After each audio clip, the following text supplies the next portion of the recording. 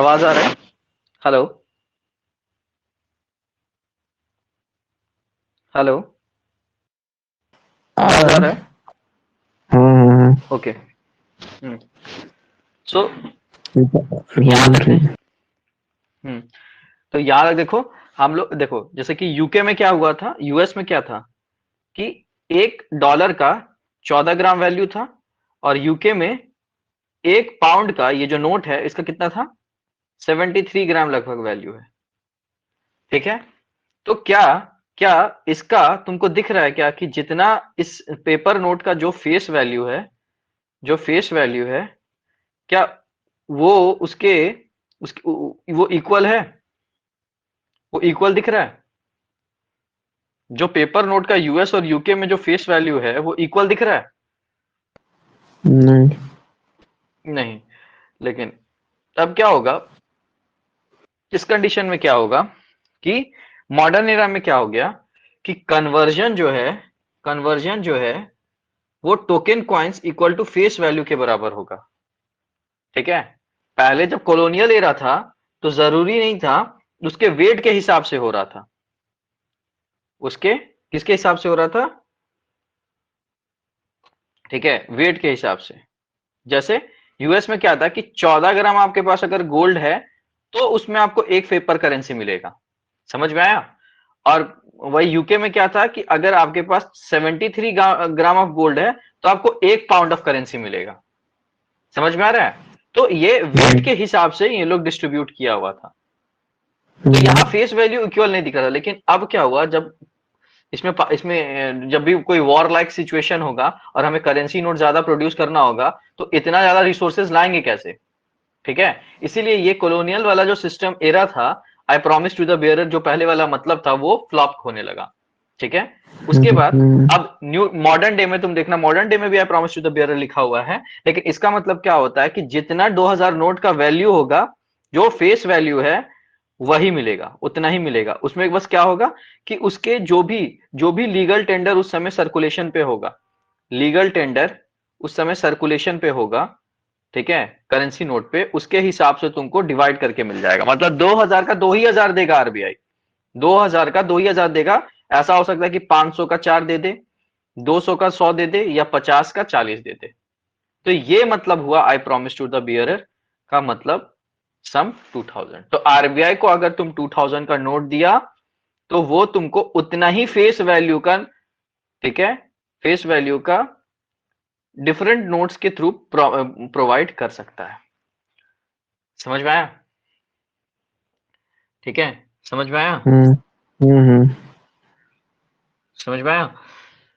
अब देखो, अब इसमें इंपॉर्टेंट पॉइंट सब क्या क्या है। इंपॉर्टेंट पॉइंट क्या है कि सपोज करो बहुत बड़ा लोग बहुत धूर्त है, ठीक है, फेस वैल्यू के हिसाब से बराबर करेगा। अब लोग क्या बोल रहा है, लोग क्या बोल रहा है, जैसे गोल्ड को तो तुम रखेगा तो वेट के हिसाब से वो तो इन्फ्लेट होता है।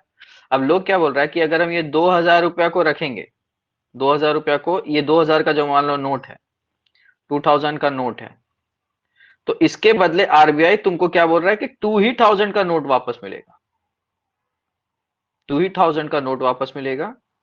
ठीक है, ये मतलब हुआ, I promise to the bearer sum 2000 rupees. वो चाहे भले 500 में 4 दे, 200 में 10 दे, या 50 में 40 दे। समझ में आ रहा है? समझ में आ रहा है? ये मतलब हुआ लीगल टेंडर का, मतलब sorry, I promise to the bearer to the sum. अब लेकिन लोग क्या बोलता है कि हर साल मॉडर्न एरा में हर साल 10% का इंक्रीमेंट हो रहा है, इन्फ्लेशन हो रहा है, मतलब महंगाई बढ़ रहा है ना जी। अब ये पेपर टोकन से हम लोग कर क्या रहे हैं, मेजर वैल्यू ही ना कर रहे हैं, मनी सिस्टम के अंदर है ना ये। अरे ये पेपर टोकन भी क्या है, मनी सिस्टम का ही तो पार्ट है। तो ये पेपर करेंसी जो है, ये पेपर करेंसी, इसके थ्रू हम कर क्या रहे हैं, वैल्यू को ही तो मेजर कर रहे हैं। इसके थ्रू कर क्या रहे हैं, हम्म। मेजर दी वैल्यू ही तो कर रहे हैं। समझ में आ रहा है? तो हम हम्म। इस तो लोग क्या बोलता है कि जो हर साल, जैसे कि मान लो आज एक विम बार का कीमत है 10 रुपया, ₹10, ठीक है, और उसका 2 इयर्स के बाद 10% का इस पे इन्फ्लेमेशन इन्फ्लेशन हुआ। क्या हुआ? इन्फ्लेशन हुआ। तो इसका कीमत कितना हो जाएगा 2 साल के बाद? बताओ। मान लो 14 रुपया हो गया, ठीक है। तो लोग क्या कह रहा है कि अगर हम ये 2000 का नोट को विथ टाइम विथ टाइम तो ये 2200 का हो जाना चाहिए 2 साल बाद। ठीक है, इन्फ्लेशन की वजह से, इन्फ्लेशन की वजह से, ठीक है, इन्फ्लेशन की वजह से। तो आरबीआई बोलता है जो ये I promise to the bearer को कुछ इन्फ्लेशन से मतलब नहीं है। समझ में आया? अगर आप हमको 2000 का नोट देंगे तो आपके बदले में उसका जितना फेस वैल्यू होगा हम उतना ही लौटाएंगे with time, irrespective of time. मतलब हमको टाइम से मतलब नहीं है, इरिस्पेक्टिव ऑफ टाइम हम उतना ही नोट आपको लौटाएंगे। समझ में आया? ठीक है, चाहे इन्फ्लेशन हो रहा है नहीं हो रहा है, इकोनॉमिक्स का टर्म है, उसको अलग रखिए। I promise to the pay bearer का मतलब सिंपल का आजकल मॉडर्न एरा में यही मतलब है कि उसको हम फेस वैल्यू के हिसाब से ही लौटाएंगे। पहले के टाइम में वेट के हिसाब से था, गोल्ड के वेट के हिसाब से, और अब क्या है उसके फेस वैल्यू के हिसाब से। टोकन मतलब फेस वैल्यू क्या बोलते हैं, टोकन मनी, ठीक है, टोकन नोट्स बोलते हैं ना, उसके हिसाब से लौटाएंगे। अब ये सब लोग दिमाग लगाता है लेकिन इसका कोई मतलब नहीं है। सेकंड, और भी लोग क्या बोलने लगा, और भी लोग क्या बोलने लगा कि विथ टाइम अगर हम विथ टाइम अगर हम 2000 का नोट का एफडी करा देते हैं, ठीक है, तो 5 साल बाद, 5 इयर्स बाद इसका तो 2500 हो जाएगा। तो आरबीआई को तो 2000 का तो हमको 2000 का तो 2500 लौटाना चाहिए। तो इससे भी कोई मतलब नहीं है, ये बैंक का काम है। ठीक है, ये बैंक का काम है। समझ में आया? ये बैंक का काम है। तो बैंक, आरबीआई को कुछ इंटरेस्ट से लेना देना नहीं है। ठीक है, समझ में आया? वो बैंक अपने प्रॉफिट के लिए सब चीज सोचा हुआ है। तो रियलिटी में जो I promise to the bearer चीज है वो किसके लिए है? वो बैंक के लिए नहीं, वो आरबीआई के रिस्पॉन्सिबल है उस चीज के लिए। और वो रिस्पॉन्सिबिलिटी कैसा है मॉडर्न एरा में? वो रिस्पॉन्सिबिलिटी कैसा है मॉडर्न एरा में? I promise to the bearer note पे जो लिखा हुआ है कि हम उसके फेस वैल्यू के हिसाब से ही, फेस वैल्यू के हिसाब से ही लौटाएंगे। ठीक है, भले तुमको बैंक कुछ भी प्रॉमिस करे। बैंक ये चीज बोलता है ना कि नोट रखने से, बैंक ये चीज बोलता है ना कि नोट रखने से हम ये चीज को चेंज कर देंगे। ठीक है, लेकिन हम इसको इंटरेस्ट के हिसाब से, आपको एफडी एफडी कराइए तो पैसा ही ना रख रहा है, तो बैंक में पैसा ही ना डिपॉजिट कर रहा है, तो दे देंगे। तो वो बैंक का काम है। अगर बैंक आरबीआई से 2000 का नोट ले जाके देगा तो RBI I promise to the bearer model के उसको 2000 का ही नोट देगा, भले उसको इस वेराइटी में दे दे। समझ में आया? समझ में आया? लेकिन 2000 का 2000 लौटाएगा, उसको इंटरेस्ट, इन्फ्लेशन ये सब से मतलब नहीं है। क्लियर है? क्लियर है? समझ में आया? तो देखो, कुछ कुछ पॉइंट्स है जो बैंक नोट को होने का जरूरत है, वो लिख लो।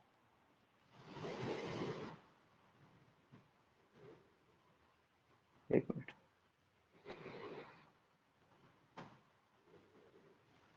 देखो देखो, फाइनेंशियल फीचर्स, फाइनेंशियल फीचर्स क्या क्या है ऑफ अ बैंक नोट? मतलब जो मेरे पास नोट है उसका फाइनेंशियल फीचर्स क्या क्या है? ठीक है, पहला, जीरो इंटरेस्ट, इस पे कोई इंटरेस्ट नहीं लगता है।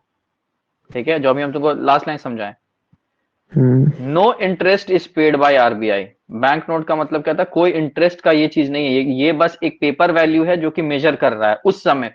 ठीक है, 2000 का नोट का वैल्यू कितना है? 2000 है। कोई इंटरेस्ट इसमें पे नहीं होगा। वो सब तो स्कीम है, म्यूचुअल फंड है, बॉन्ड है, शेयर है, वो सब अलग चीज है। वो बैंक का अपना कमाने का तरीका है जो हम एक एक करके धीरे धीरे पिलर में समझेंगे। बट एक्चुअली में बैंक नोट का क्या मतलब होता है? बैंक नोट में क्या लिखा रहता है? I promise to the bearer, बस इतना लिखा रहता है। आई promise I promise this sum to the bearer, यही लिखा रहता है ना बस। समझ में आया? this sum, इसका मतलब क्या है ये समझना है, to the bearer। समझ में आया? पहला, नो इंटरेस्ट, जीरो इंटरेस्ट, इसका मतलब क्या है कि नो इंटरेस्ट इज पेड, क्योंकि पेड बाय आरबीआई, क्योंकि करेंसी नोट किसके पास है? करेंसी नोट कौन रेगुलेट करता है? अरे करेंसी नोट कौन रेगुलेट करता है? आरबीआई। ठीक है, अंदर आरबीआई एक्ट 1934 के अंदर, किसके अंदर? आरबीआई एक्ट 1934 के अंदर इसको अथॉरिटी मिला हुआ है। ठीक है, इसलिए आरबीआई, बस इसका मतलब आरबीआई समझाया मॉडर्न एरा में ये है। ठीक है, सेकंड पॉइंट कि किसी भी टाइप का ये बॉन्ड प्रॉमिस नहीं कर रहा है। ये जो नोट है किसी भी टाइप का नहीं। सब बैंक हम लोग को बोलता है कि आप अपना मनी डिपॉजिट कीजिए, विथ 4 साल बाद इतना पैसा हो जाएगा। तो इस टाइप का कुछ आरबीआई ये नोट प्रॉमिस नहीं कर रहा है, वो बैंक अपना स्कीम है जो प्रॉमिस कर रहा है। समझ रहा है? वो उस पैसा से बिजनेस करेगा, उसके बाद वो उसको जो कमाई होगा उस हिसाब से वो सोच रहा है। तो ये क्या है कि टाइप ऑफ सिक्योरिटी, ये बैंक नोट का कोई प्रॉमिस नहीं है। बैंक नोट मतलब आई प्रॉमिस, ये जो फिड्यूसरी, जो ट्रस्ट के बेसिस पे हम नोट बनाए हैं एक्सचेंज के लिए, वैल्यू को खरीदने बेचने के लिए, इसका कोई ये मतलब नहीं है। वो बैंक का अपना बिजनेस का क्राइटेरिया है जो वो सोचा है। ठीक है, इसलिए बॉन्ड प्रॉमिसरी नोट नहीं है ये। Type of security, type of security paper where someone promised to give you money at a later date। ठीक है, तो बाद में भी ये एक टाइप का बंदिश नहीं है कि ये बॉन्ड, इसको इंटरेस्ट इंटरेस्ट इसे इसको मतलब नहीं है। समझ में आया ना? इसका फेस वैल्यू के हिसाब से ही। ठीक है, मतलब अब जैसे कि सपोज करो, अब सपोज करो कि ये जो नोट है, सबसे तीसरा पॉइंट क्या है, ये जो नोट है ये एनोनिमस बेयरर है। क्या है? Anonymous bearer bond. देखो, प्रॉमिसरी बॉन्ड मतलब कहने का मतलब है कि हमको 2000 के बदले क्या मिलेगा? 2000 मिलेगा, उसके फेस वैल्यू का मतलब। पर इस नोट में कहीं ये थोड़ी लिखा हुआ है कि ये साकेत रंजन का नोट है। लिखा हुआ है क्या? लिखा हुआ है क्या? ये यश कुमार का नोट है। ठीक है, ये मान लो किसी का नोट है, किसी का नाम तो नहीं लिखा हुआ है इस नोट का, इस नोट पे। समझा? तो ये anonymous bearer, anonymous bearer bond कहने का मतलब, एनोनिमस मतलब वी डोंट नो कौन को किसका है ये बस एक मीडियम है। We don't know bearer bond मतलब अगर किसी के हाथ में भी ये नोट आया, किसी के हाथ में भी ये नोट आया, नोट आया, ठीक है, कोई भी पेपर नोट आया, पेपर नोट आया, तो वो क्या करा सकता है? उस चीज को इनकैश करा सकता है। वो क्या करा सकता है? इस चीज को इनकैश करा सकता है। ठीक है, वो नहीं देखने जाएगा कि ये जो पर्सन इनकैश करा रहा है वो चोरी से लाया है, वो थीफ है, ठीक है, कि वो भ्रष्ट नेता है, कि वो इसका ब्लैक मनी है। ये सब चीज ये पकड़ नहीं पाएगा। समझ में आया?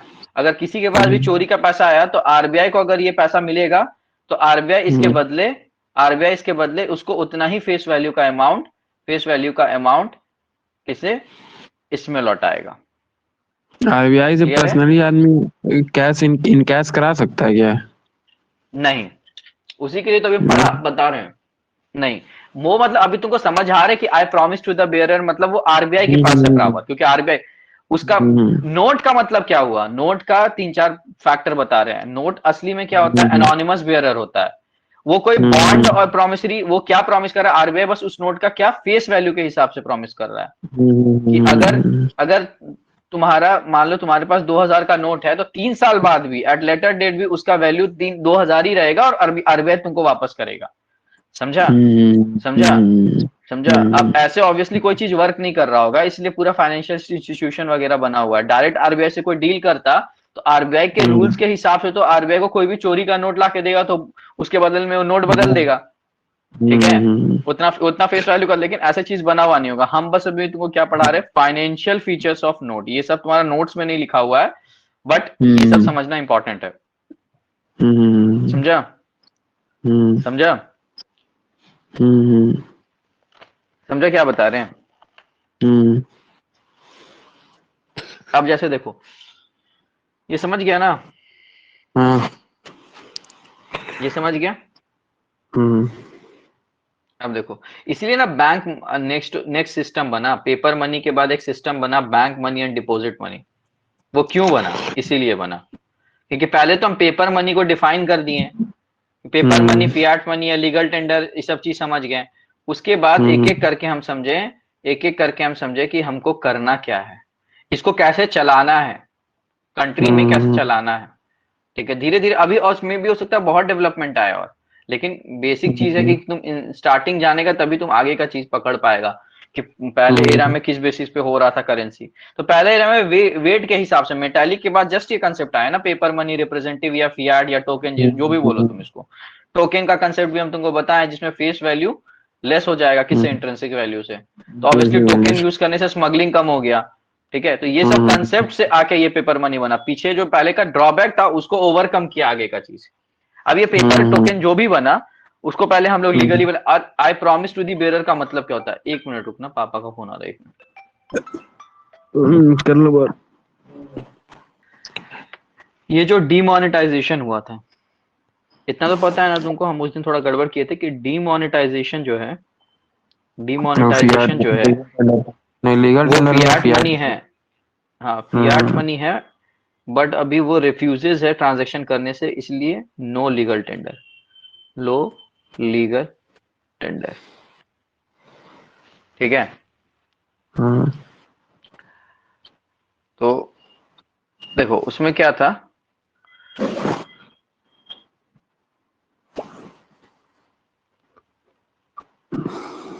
गवर्नमेंट जो है 500 और 1000 का जो नोट है इस समय बंद कर दिया था, पुराना वाला। 500 और 1000 का जो नोट है उसमें बंद कर दिया था। तो उसका डेट क्या दिया था? 8 नवंबर से। ऑब्वियसली ये बंद करने वाला तो पहले इन्फॉर्म करेगा ना। तो 8 नवंबर 2016 से लेके 31 नवंबर 2016, सॉरी 31 दिसंबर 2016 तक डेट दिया था कि लोग जाके इसको बंद करें, जाके अकाउंट में एक्सचेंज करें। तो सारा लोग अपना अकाउंट में डिपॉजिट करता। ठीक है, मतलब लोग जो पर्सन है वो कहाँ जाता? बैंक के पास, बैंक के पास। ठीक है, अब बैंक फिर जाके आरबीआई से इतना नोट एक्सचेंज करके वापस लेता। समझ रहा है? सिंपल कंसेप्ट ये था इसका, इसीलिए इतना टाइम दिया कि 38 नवंबर को, मतलब पहले से अनाउंस हो रहा था और बोला कि 31 दिसंबर तक ये होगा। क्लियर है? तो इसमें क्या था, इसमें क्या था कि लोग क्या हुआ, हम लोग देखे ना कि इसमें ये वैसे डिमोनेटाइजेशन तुमको लग क्यों रहा है, क्यों हुआ, रीजन क्या था इसका होने का? समझ, ब्लैक मनी को पकड़ने के लिए। क्योंकि क्या हुआ था, आरबीआई के पास तो रिकॉर्ड रहता है ना। अब देखो जैसे कि पेपर नोट है, तो पेपर में तो I promise to the bearer लिखा हुआ है, पेपर नोट में तो I promise to the bearer लिखा हुआ है, टू द बेयरर लिखा हुआ है।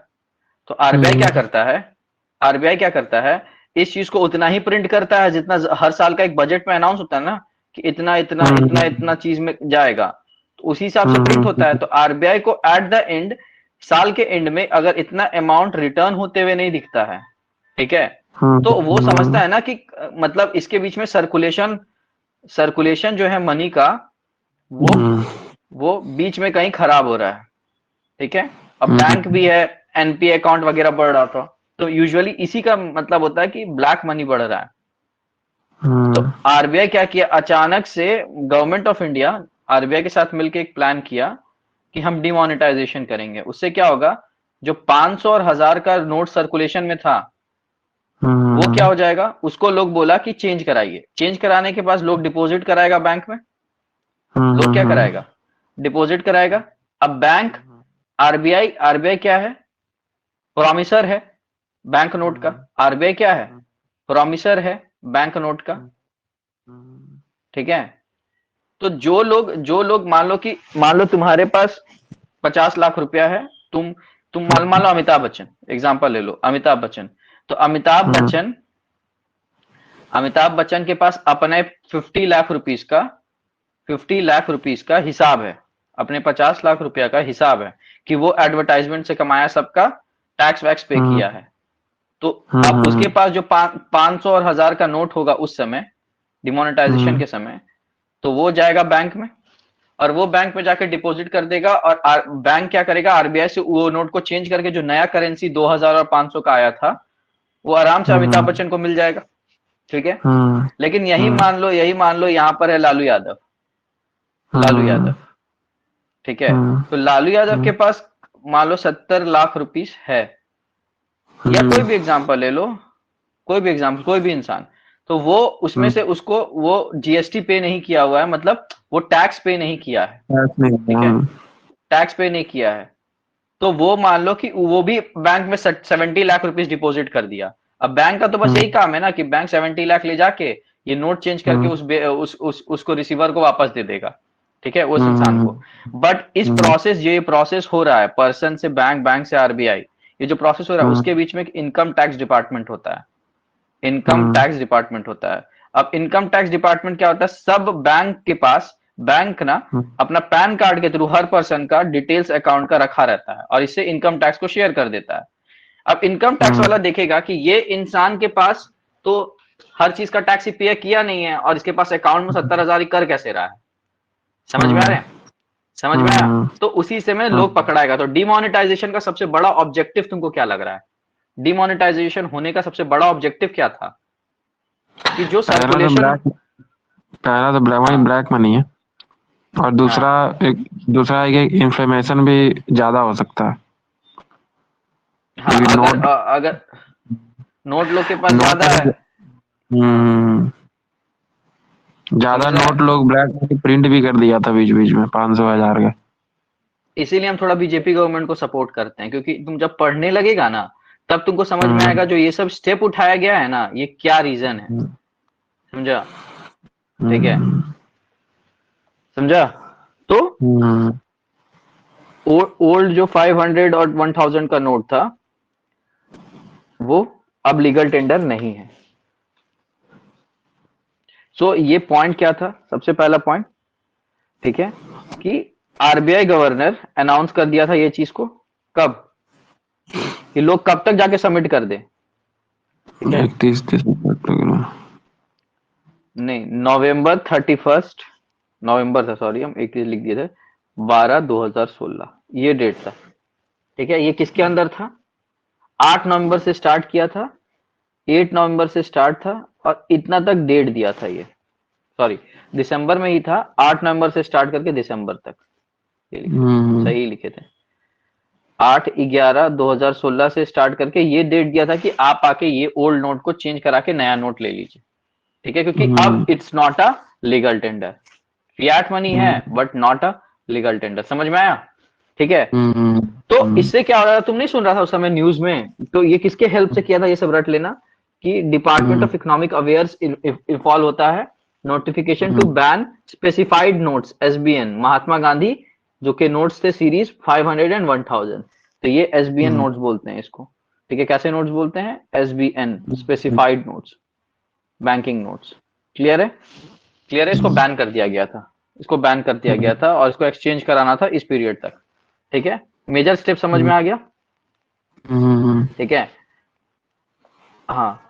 तो अब देखो, अब ये नोट को हम लोग बस अपने पास नहीं रख सकते, अदर देन अब इस नोट को किस में रख सकते हैं, म्यूजियम या न्यूमेस्टिक में, ठीक है, ठीक है, समझ में आ रहा है ना ये पॉइंट को, क्योंकि अब एक्सचेंज होने का, अब क्या हुआ, तुम सुन रहा होगा कि ये इस जो डेट दिया था इसके बीच ना लोग भारी मात्रा में उस समय 2016 में लाइन पे लग गया था, एटीएम के बाहर, तो बैंक के बाहर, समझ रहा है, और बहुत इंडिया में पॉपुलेशन बहुत ज्यादा है ना, और बहुत लोग एनआरआई भी था, बहुत लोग एनआरआई भी था, तो उर्जित पटेल उस समय आरबीआई का गवर्नर था, ठीक है, तो उर्जित पटेल जो आरबीआई का गवर्नर था उस समय 2000, उर्जित पटेल जो आरबीआई का गवर्नर था, उसने कुछ कुछ लॉ बना दिया, ठीक है, ठीक है, उसने कुछ कुछ लॉ बना दिया सबसे, और उस लॉ का नाम रखा स्पेसिफाइड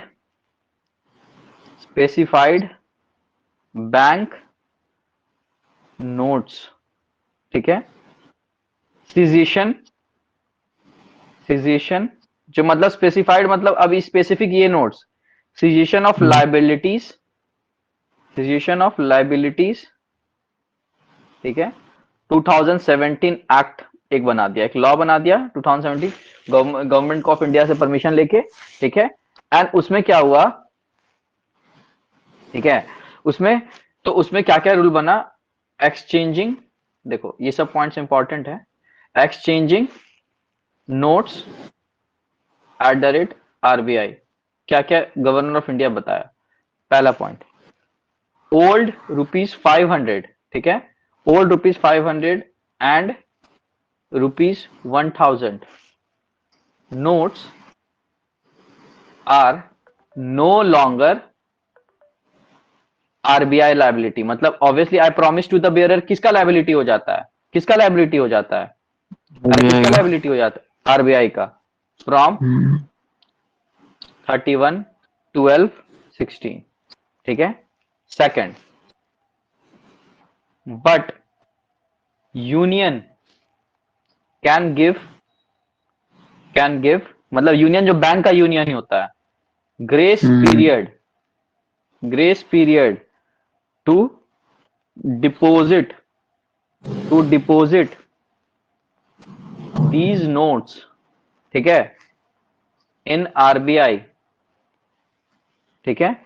एग्जाम्पल, कोई एनआरआई है तो एनआरआई प्रूफ दिखाना होगा, एनआरआई विथ प्रूफ, तब उसी को तो आरबीआई, ठीक है, क्योंकि आरबीआई हो सकता है ना कि एनआरआई को उस समय टिकट नहीं मिल रहा हो, इंडिया आके वो एक्सचेंज नहीं करा पा रहा हो, तो एनआरआई को प्रूफ दिखाना होगा, RBI to credit notes in bank account. तो ये जो भी बैंक का यूनियन होगा उसका ये रिस्पॉन्सिबिलिटी था कि जो एनआरआई था उनको, ठीक है। थर्ड, ये कुछ कुछ रूल बनाया इस एक्ट के अंदर, कुछ कुछ रूल बनाया जिसके थ्रू ही ये चीज हो पाया। थर्ड पॉइंट, रुको इसमें नहीं लिखते, समझ आया? यहां तक समझ में आ गया? ये सब लिख लिया है ना?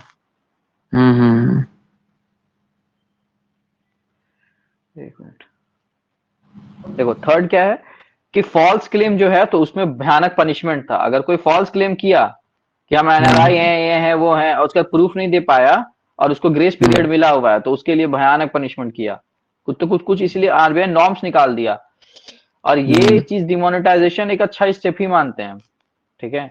जिसमें से लोग जो तभी ना जो काला पैसा रखा था उन लोग को, ब्लैक मनी वाले लोग को ज्यादा प्रॉब्लम हुआ इस चीज पे, समझे? सो थर्ड पॉइंट क्या हो जाएगा? थर्ड पॉइंट क्या हो जाएगा? False claims. क्या हो जाएगा?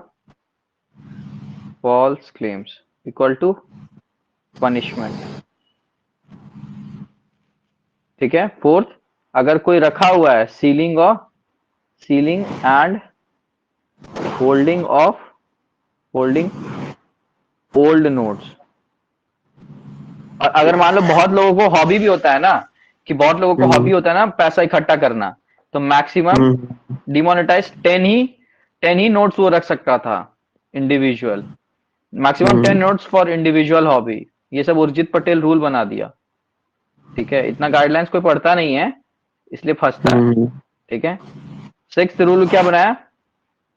क्योंकि रिसर्च के लिए भी कोई कोई लोग यूज करता है, तो maximum 25 notes, maximum 25 notes for research on numismatics, ठीक है। अब देखो पनिशमेंट नहीं, तो अगर ऐसा रूल लोग अगर कोई भी पाया गया तो पनिशमेंट क्या था कि एल्स पनिशमेंट ₹10,000 और 5x द वैल्यू जिसके लिए भी तुम क्लेम किया है, notes whichever is higher, whichever is higher.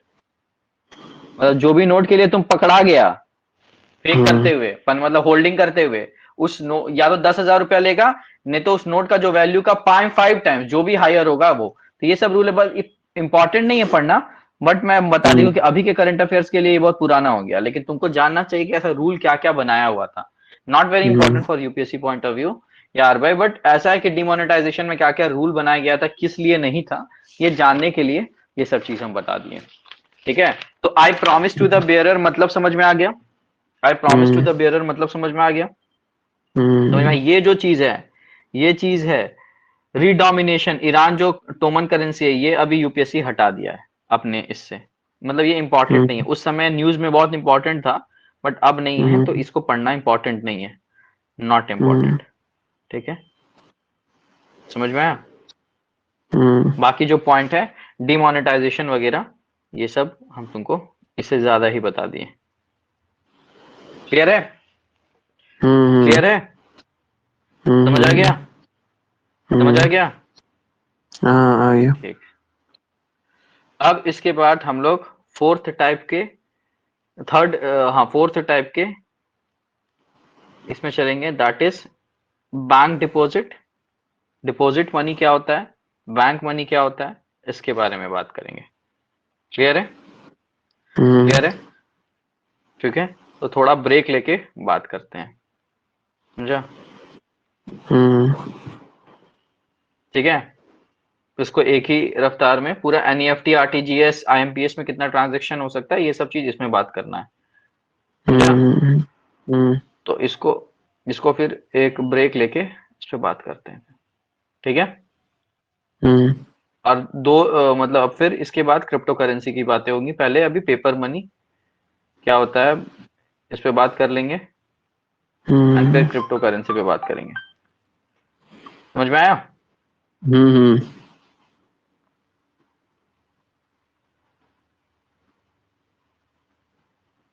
चल ठीक है, तो फिर इसको ये करते हैं आज का क्लास को। कल सुबह एक क्लास में वो पूरा नेफ्ट नेट, अभी 11 पेज तक कंप्लीट हो गया ये चीज अच्छे से, 10 11। ठीक है, अब एम आई सी आर कोड क्या होता है, डी डी ड्राफ्ट, ओवरड्राफ्ट मतलब क्या होता है, चेक का फिर पूरा सिस्टम पढ़ेंगे। ठीक है, फिर यूपीआई का पूरा टाइप्स पढ़ेंगे। तो ये सब करेंगे इस क्लास के बाद, ठीक है?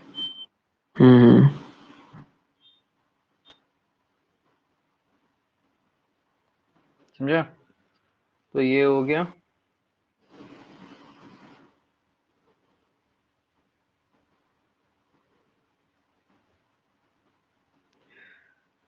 समझा? नॉट इम्पॉर्टेंट है। अब हम लोग इस चीज पे नेक्स्ट क्लास में बात करते हैं, जो कि है ये बैंक मनी, डिपॉजिट मनी। ठीक है?